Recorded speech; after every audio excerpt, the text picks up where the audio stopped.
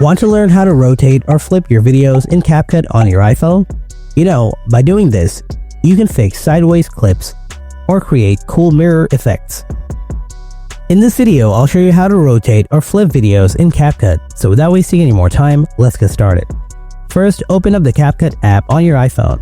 After that, open an existing project or tap New Project to start a new one.